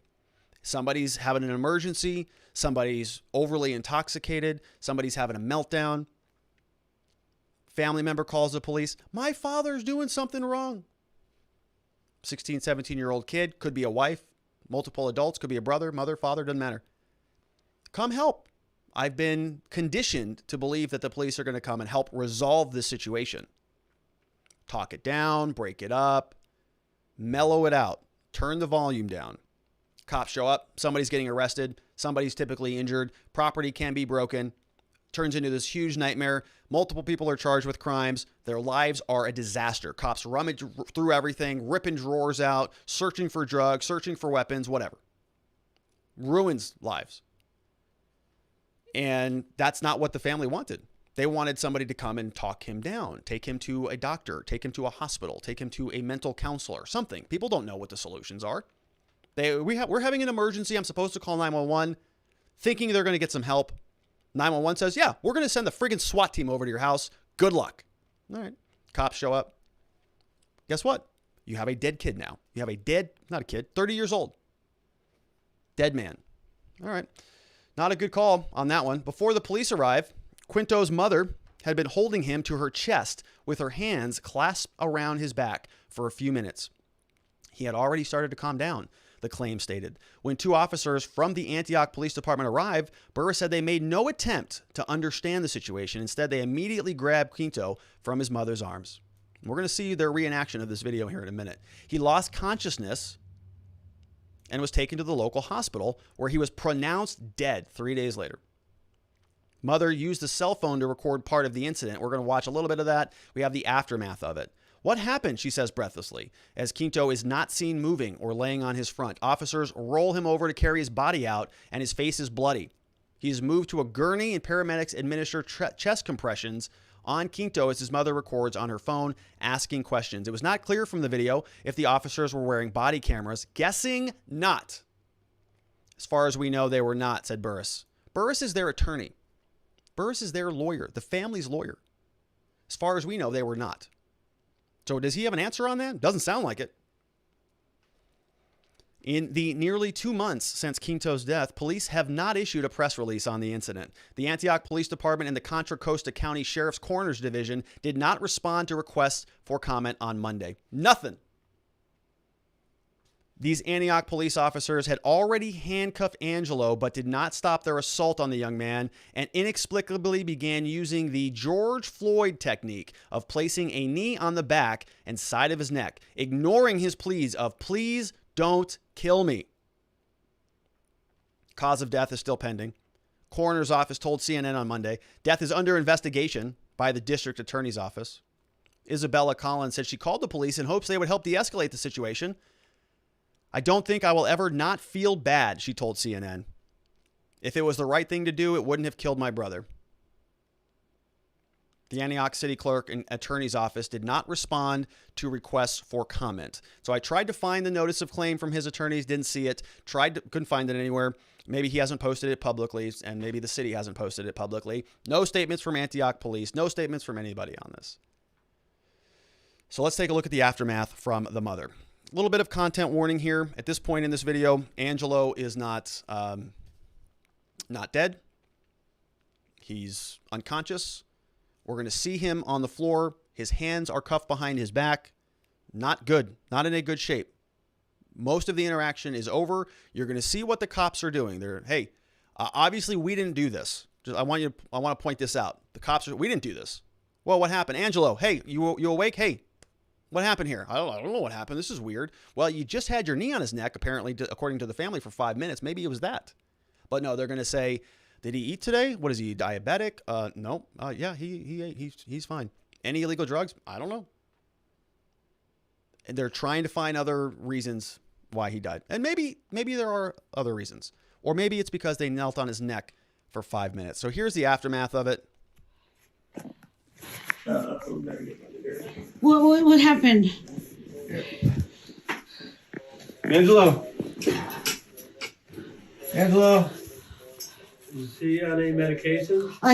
Face is Not bloody. that I know of. Come on. Can you take him, please? Please. Yeah, we got tar.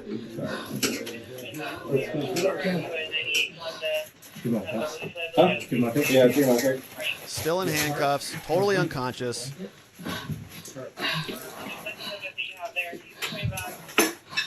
What happened? Right, so now they're going to take the handcuffs off, and they are going to bring in the portable gurney.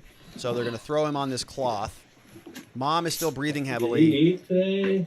I came from work. When I came home, he was sleeping. Okay. So he hasn't been sick that you know, otherwise it'd be weird. He's not been sick. Don't know if he ate anything. Totally unconscious, bloody face. You got that? Yeah, you gotta go back that way. You gotta go eat first. Yeah, just eat.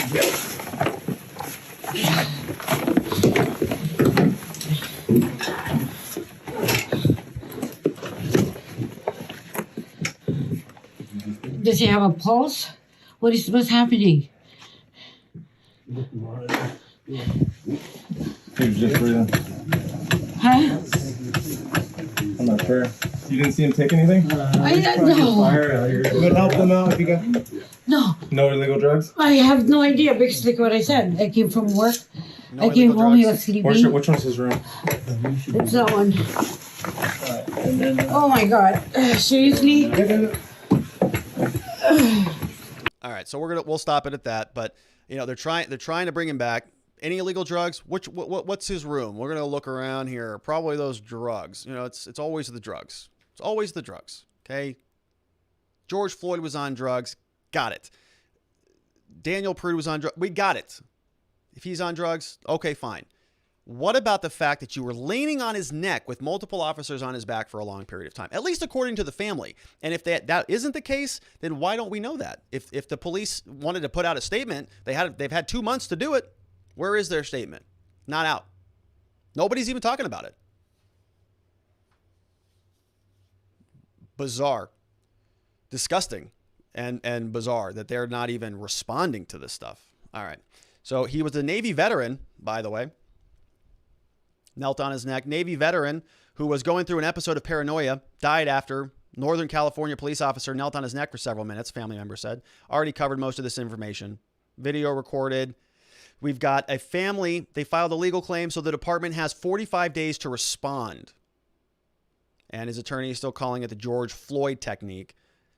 Burris said there were other issues with the officer's response, including how they didn't try to de-escalate first and how they failed to turn on their body cameras and the camera in their patrol car. So I've said this before many times.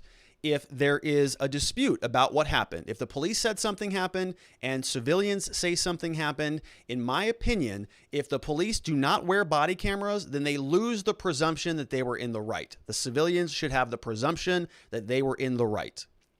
that the cops, if the civilians are saying that cops did something wrong, mom's ready to go with her phone as soon as she can get it going.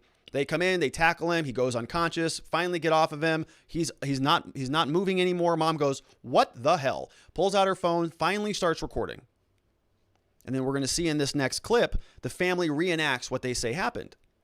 So, okay, so we've got a witness. We've got some people saying that this is how it went down. The police are going to come back out and say, no, we did nothing wrong. Everything was fine. We investigated ourselves. Everything was in policy. This was probably something else like drugs. Okay. So if they don't have body cameras on in 2021, where every stinking device that you have has cameras in it, why not? And they don't get to have an excuse anymore. If they can't release that and they can't even come out and give a public statement after 2 months after another man is dead, then they don't get the benefit of the doubt. Sorry. Wear your body cameras. Turn them on. Go get them. I don't understand why there are not mandatory body cameras on every single law enforcement officer in this country at this moment in time. I don't know. I don't get it. Is it a funding thing? Because we can fix that pretty easily. Rather than defund you, how about you just cut your budget on your snacks and Cheetos and go buy body cameras? How about that? We're going to reduce your ammunition threshold a little bit, so you can't just go and just, fire off rounds all the time. We don't want you shooting people anyways. So how about you get some body cameras in your department? Otherwise, they don't get the benefit of the doubt. I think that's fair. Cause of death has not been released by the authorities, and an independent autopsy is pending. The department didn't inform the public about the death until January 25th, when it answered inquiries made by the East Bay Times. After the legal claim was filed, Antioch Police Lieutenant Tara Mendez told the newspaper the investigation is still ongoing and want it to be completed. As soon as it is completed, we'll be able to provide the public with more information, which is total garbage. Total garbage. Okay. It's been 6 months, 7 months, 8 months since George Floyd died. Two things. Number one, police departments around this country have made some modifications to it. I like to sort of beat up on the police departments here on this channel. That's kind of the point of the show. But some of them are responding well. I posted an example of this over on Locals. The Phoenix Police Department has surprisingly been doing a good job developing these rapid response teams that say, as soon as there's a critical incident, they release a critical incident alert. They have some nice looking officer who's articulate in front of a camera saying, ladies and gentlemen, I know you're all pissed about this right now, but before you start torching our neighborhoods, let me explain what happened. They're answering questions. It's transparency. Now, the videos are all, they're all cut in order to support their claim. They go through their argument. The cops come out and say, well, our officer feared for his life, and therefore we had to draw our firearm as is per policy. Okay, great. That's fine. You can craft it in your own narrative. No problems with that. But you got to talk to us. You got to tell us about it. We cannot have this kind of garbage anymore where deaths just sort of float around the police departments for months on end. Why? Because when they don't talk about it, that's when the people around this country start burning buildings down, because there's no communication. We're gonna see a lot more of this. We got Derek Chauvin's trial coming up. People get mad and they just start creating their own stories in their head. And when the police don't come out and discuss it, they look really bad. How do you give them the benefit of the doubt? No body cameras, no statements. The investigation is still pending. That is pre-George Floyd language. That is not allowed anymore. We want answers. We want them now, rapidly. Justice delayed is justice denied. We're so sick and tired of the police departments just waiting around for 6 months until everybody forgets about it and moves on to the next outrage. We want answers. We want them now. It's unacceptable for them to not be releasing this stuff. Second point, why are they still putting knees on people's necks? Why are they still doing that? Every single person in this country, as far as I know, saw what happened to George Floyd. If every single officer did not see that video, then that is negligence in my mind. They should all have seen that, and they should all know, hey, maybe don't do that to people when they're lying on the ground in handcuffs. Not good. Not acceptable.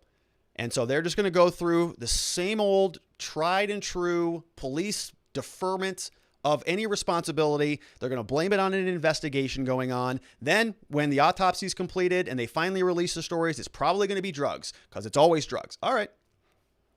Officers had no idea what was going on. Sorry. His face is bloody. Did mom do that? Did mom punch him in the nose?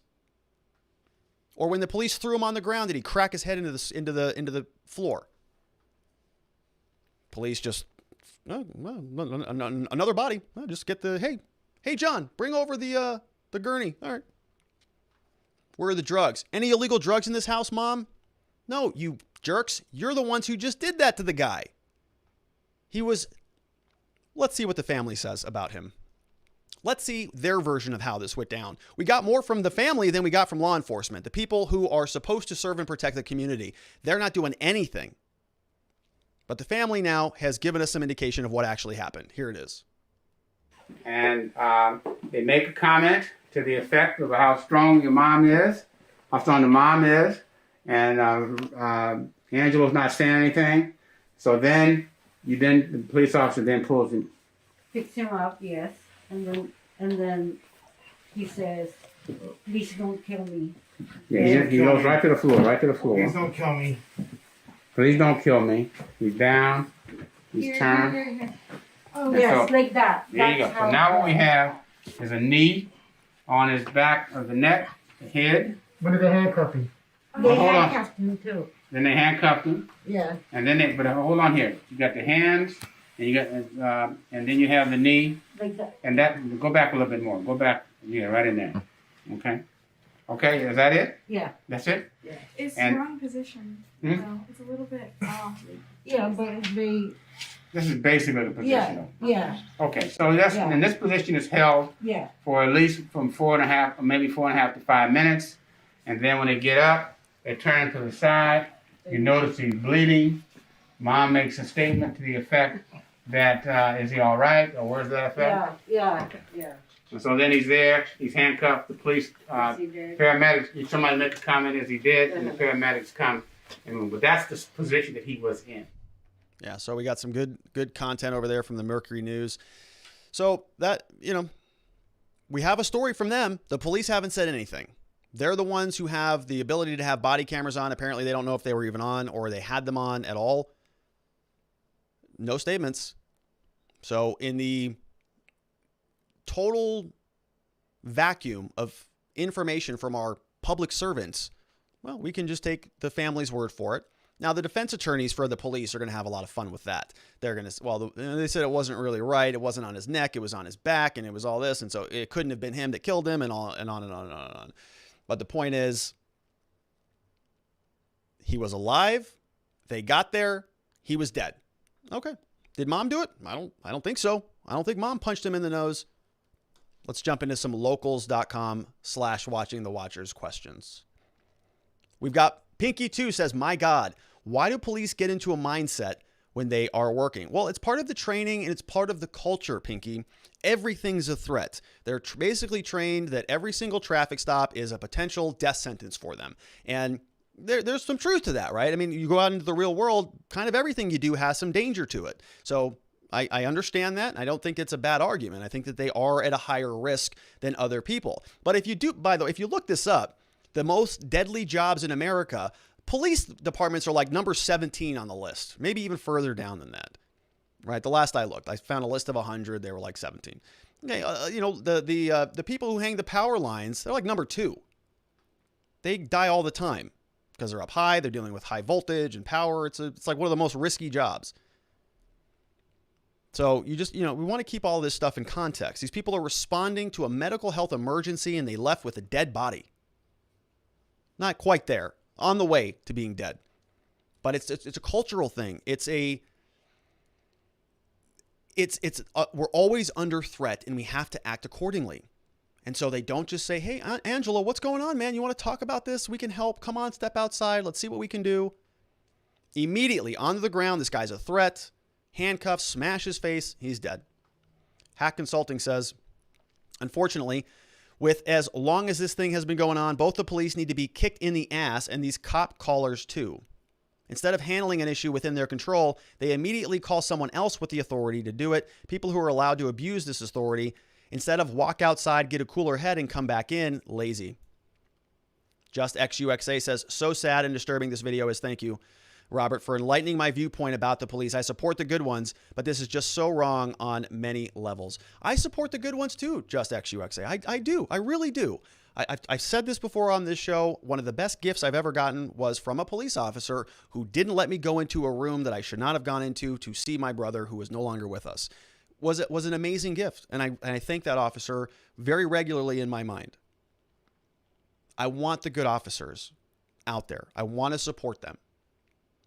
But when we have an institution that protects the bad ones, even the good ones who are in there, in my opinion, they're part of a bigger problem. And unless they're speaking up within the police department, then they're not doing anybody any good. All right, we got Wise One says, cameras save a lot of people's lives in lawsuits. I had 6 people say we ran a red light. We send the video over in minutes. The officer wrote the accident report correctly. We did not run the red light. Cameras everywhere. Totally agree with that, Wise One. Cameras everywhere. They should be on every single cop at all times and not allowed to be turned off. Joe Snow says, cops keep violating rights until they kill, and worst case scenario, end up a gypsy in the next town over after a 3-week paid vacation. Why do we keep pretending we need to keep supporting local unelected law enforcement? Why not abolish that and expand the scope of the sheriff's office? Well, Joe, you're speaking kind of my language a little bit. I'm not in favor of, defunding the police or eliminating law enforcement. I think they serve a valid function in our society without any question. But why do we keep doing contracts with these unions that protect the bad officers, prevent us from allowing to look back into their disciplinary records, stop at every turn? And the Republicans are the ones most guilty about this. The Republicans are terrible on criminal justice reform issues. They hate big government unless it's a police department. Then no accountability. They love working with the unions. Everybody can do whatever they want. Bloated government. No transparency about anything. It's basically the epitome of what people have problems with the government, conservatives, libertarians. The police embody the entire, it's a perfect synopsis of all of the ills that we all have take issue with our federal government. The police department just embodies that. And for some reason, conservatives just love it. Support the police, law and order. They do no wrong. I think we need to revisit that. Just XUXA says reform, not defund. I agree with that. Want to Know says, how do you get them to leave cameras on? A lot of cameras are off, or was tape accidentally erased? What about uncut videos? Isn't that fabricating evidence? So it depends on the unit. So there's Axon body cameras, and they have different models. And so it just depends on what different model the police get. In Scottsdale, in Arizona, for a long period of time, they would click them on and off. They would turn them on and off. This was a big problem. Defense attorneys had a field day with it. Now they can't do that anymore. We would have one incident, and we would have 10 or 11 different video clips, 10 or 11 different video files. One 5-minute segment here, 6-minute segment here, 7-minute segment over there. And there'd be 30 seconds in between, 60 seconds in between. Not a big deal. Not much was happening there, but they would just say, oh, I just clicked it on, clicked it off. I stopped asking questions. I shut it off, clicked it back on. Yeah, right. Leave them on, make it so that they can't cut them off. And I would say make some of it publicly available. If you have a legitimate request for legal purposes, it just goes on the internet. And if you're a lawyer, a judge, if you submit a FOIA request, you want to look into it, and there's no privacy concerns, and we can protect people's privacy and identities, let the public comb through these things and just call out these bad officers. Oh, you know how much they would hate that? If you just unleashed Twitter on an archive like that, oof. God, you'd be able to root out those bad cops in basically no time. Because they would say, oh, it's violation of protocol. That guy did this guy did this. Most of this stuff is not even reported or reviewed. But if you could unleash the power of the interwebs on it, you'd get to the bottom of a lot very quickly. Next up, we got Pinky2 says, knees don't go on necks, and pepper spray does not get used on children. Generally good rules there, unless you're a police officer. then neither of those rules apply there, Pinky. Something I would never think about, pepper spraying a 9-year-old in handcuffs, jamming my knee in the neck on somebody who's already on the ground in handcuffs. Not something that I think that I would ever do. but I'm also not a law enforcement official. Hack Consulting says, the issue is neither defunding nor reforming. The issue is quite simply society. While there are things that could be fixed, the whole issue is that we think that everything could be perfect when it cannot. We try to employ everyone. We do this and that. Quite simply, the issue is society, all of us, period. It will continue. And why is it bad? Let's minimize it over time instead of trying to figure out how to make it zero. And I'm in agreement with that, Hack. I think that's a good strategy. You know, I really don't typically like sort of big, broad, massive changes in society because I don't think that they work. I think that people often forget about a lot of the perverse incentives that are created as a result of government interference. I do think on this issue that if we focus more on the same principles that made America great, you know, accountability and small governments, local governance, not billion-dollar police departments. I think the budget for the LAPD is like $1.7 billion or something like that. Arizona, it's $1 billion. New York, NYPD's several billion dollars.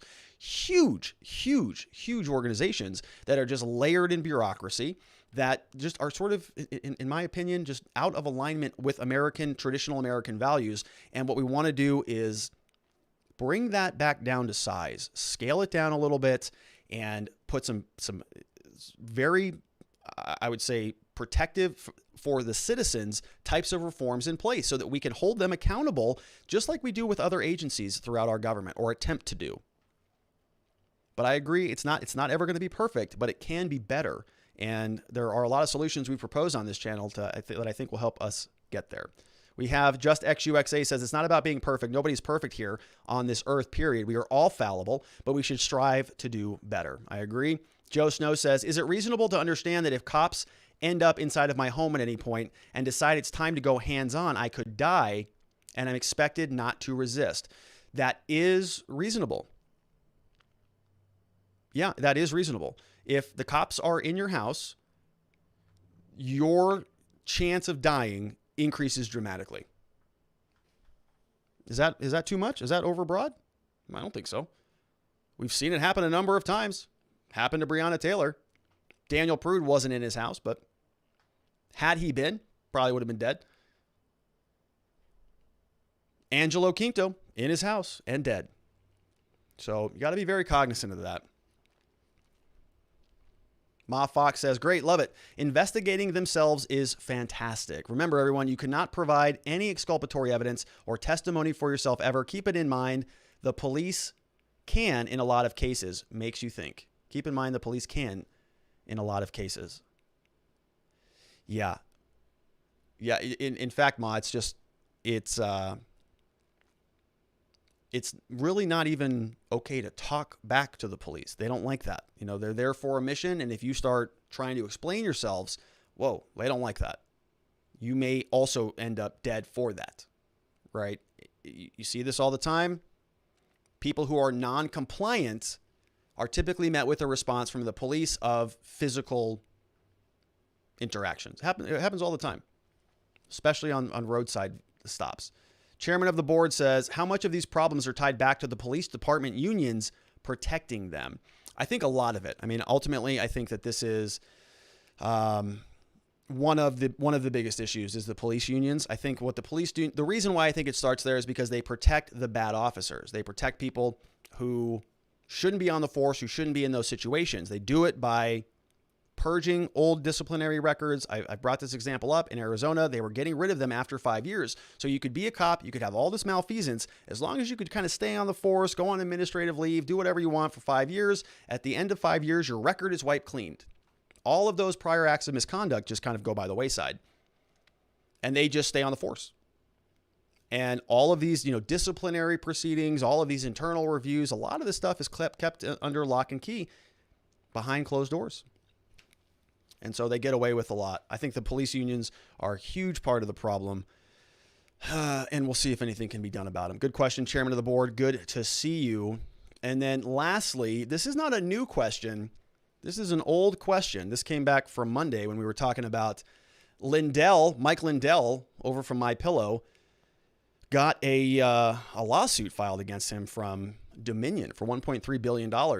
And Just XUXA, when we were covering that story, he said, look for a gift heading to your office, sweet dreams.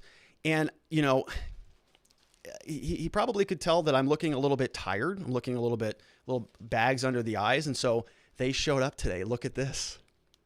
My pillow. We have Mike Lindell in our office here. And I'm looking forward to getting some very nice sleep as a result of my pillow. So thanks, Just XUXA. I'm going to rest very, very nicely tonight. I'm going to sleep very sort of nuzzled in here in Mike Lindell's sweet slumber. He's going to sing me a little lullaby tonight about election irregularities. And I'm just going to drift off into a nice little cloud. So I wanted to thank XUXA, Just XUXA specifically, for sending that stuff over to my office. I was laughing my butt off. I brought it into the Face office and I said, hey, look, we got pillows.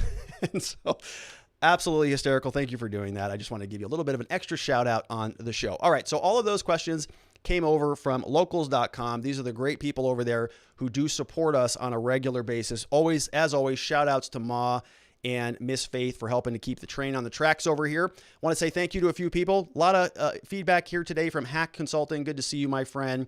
We've got Jamie Boyd also joined up over there on Locals. We've got JT6058. Let's see, anyone else popping up on here? We got Hogdog FXR. Then we've got at Vice. We've got No Doubt. We've got RR Law Group. Haven't seen them around. Actuarians is in the house. Jax842. Carolina Flying. Then we got a couple new people who joined us over on the platform. We've got Stookie who signed up. We got Anki Woe. We got a question in from Anki Woe today. Good to see you, my friend. Thanks for hopping on and asking questions. And then we also have Nancy Spells Fun, which how can you argue with that? Nancy's are always fun. Well, they're always fun. Love the Nancy's. So I want to thank all of the supporters over there on Locals. It really helps us sort of build this little independent platform over there that enables us to have, more conversations and build a bit of a community. And so I want to thank you for heading on over there and supporting us. If you're not already over there, you can get some great stuff if you go over there. Get a copy of my book called Beginning to Winning, How to Fight Your Case and Succeed in the Criminal Justice System. We've got some slides Miss Faith posts over there. We've got a copy of the Existence Systems. I did a Clubhouse today talking about existence systems. I'm sorry you missed that, but we're going to do more of them. We also have the impeachment party templates, which is getting a little stale here. We have some links that people share throughout the day. And of course, the real reason is there's other great people who share a lot of the same commonalities with us, a lot of the same concerns about some of the direction that our country is going, and we want to connect with each other. We want to support one another. And this stuff takes time. It takes a lot of time. I mean, think about all the years and time that YouTube has had to build its platform, and Twitter and Facebook. And so as we, in this new era of technology and media and conversation and First Amendment restrictions and privileges and things like that, we're building a separate platform. And so it takes time. And those of you who are a part of that are literally building the foundation for the future generations. And so I just want to thank you for doing that. Lastly, but not leastly, I am a criminal defense attorney. So if you know anybody who's been charged with a crime in the state of Arizona, we can help. We help good people charged with crimes find safety, clarity, and hope in their cases, but beyond that, in their lives. And we can help with a lot of stuff, things like DUIs, drug offenses, domestic violence, traffic violations. We have criminal traffic violations here in Arizona, old cases, old arrest warrants, felony charges, major felony cases. We do mugshot removals. We do restoration of rights to get a firearm back, and on and on and on. If you happen to know anybody who needs our help, we would be honored and humbled if you sent them our way. We promise that they'll leave better than we found them, than they found us. And we love what we do. We're pretty good at it. We offer free case evaluations, so we'd be just honored and humbled if we could help out. Thank you for sending them our way. All right. That's it, my friends. Thanks for joining in today one last time. Thank you, thank you, thank you. We'll see you back here tomorrow. Same place, same time, 5 p.m. here in Arizona, 4 p.m. in California on the West Coast, 6 p.m. Texas, 7 p.m. out there on the East Coast. And for that Florida man, everybody sleep well tonight. Have a lovely dinner if you haven't already eaten. I'll see you back here tomorrow, revved up and ready to go. Bye-bye.